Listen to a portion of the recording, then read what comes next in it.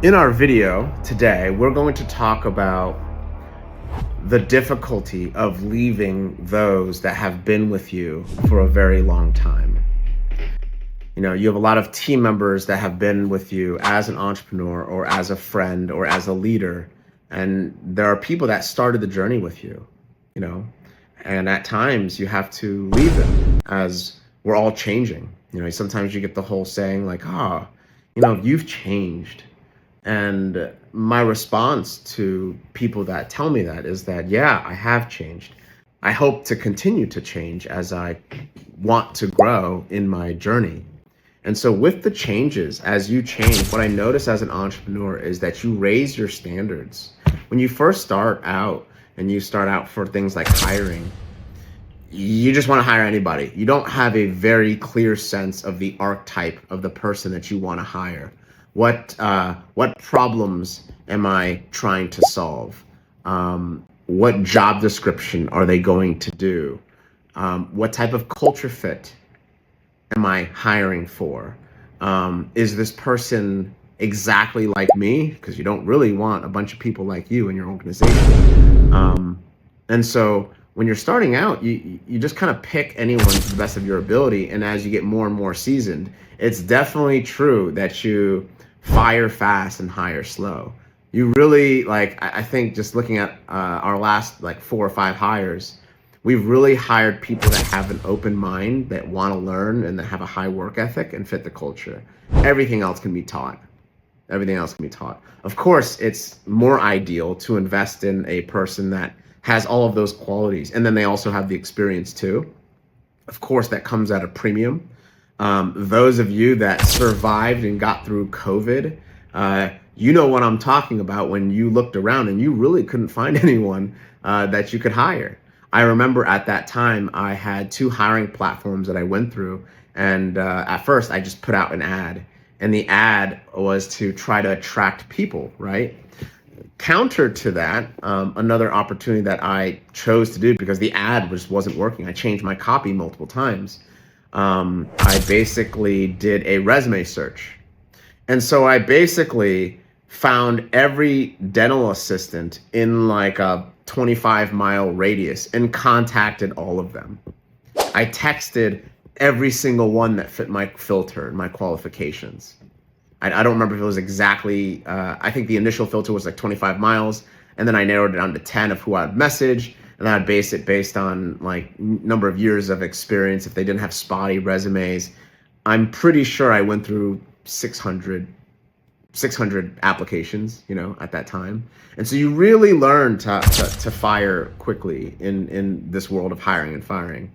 Anyways, what I wanted to talk about today was, as you go on this journey and you're constantly upgrading and working on your business, and you're working on yourself too, and you're working on your team, you start to notice that the people that you started out with, you start to build some animosity with them.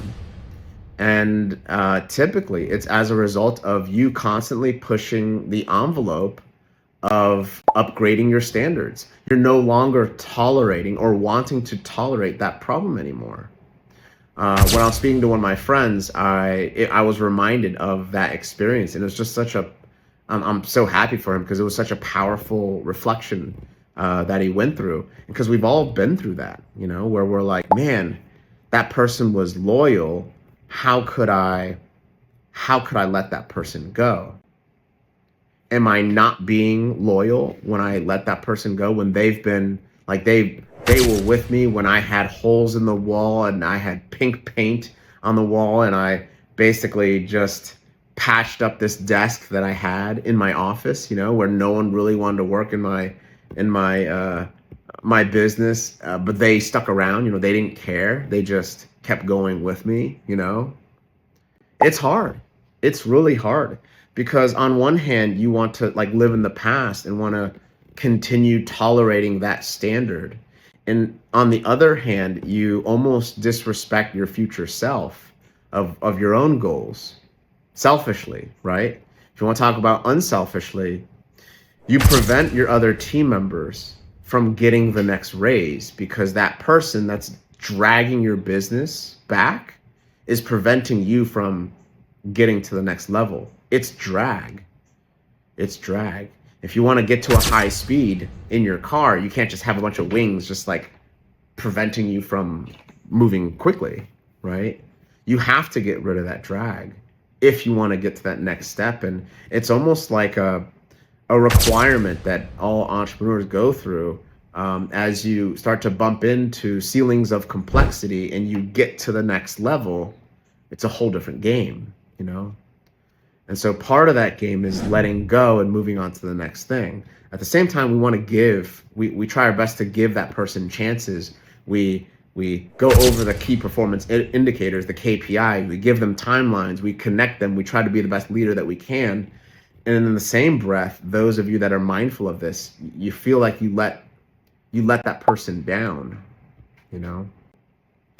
When I reflect back to all of the past employees that I've had and the ones that were like good ones that it just didn't work out. Like for me personally, I feel like I let them down. Like if like Peter from 10 years into the future, that type of leader, they would be able to like navigate and connect the person to the wins and connect the person to the highest version of themselves, because part of our role as leaders is to connect a person to the highest version of themselves, you know, is to give them the resources necessary to succeed. And sometimes, you know, in the earlier days, we lack more self-awareness, we lack more self-control. Sometimes we don't say the ideal thing. Sometimes we get more triggered than we want to get triggered, you know, and it's hard. And so I just, you know, shout out to all you entrepreneurs, you know, just encouraging all of you and myself as well. Just keep going. Keep reevaluating what your standards are. Keep thinking about the team that you're sacrificing when you make the decision of inaction, when you tolerate those problems that keep showing up on a daily basis. You just kind of look away. You just ignore that mess. But you know it's there. You know it's there. And you almost don't have the courage to make that decision, or you're waiting for something to make the decision for you. So just some of my thoughts and reflections on something like this. I imagine each and every single one of you have different experiences along this journey. These are some of the things that were toughest for me. And so definitely comment below and let me know what your thoughts are. Let me know what your tactics are to try to grow your team. You know, this is my version. There's definitely other versions out there. Have a nice day, and I appreciate your time and attention. Thank you.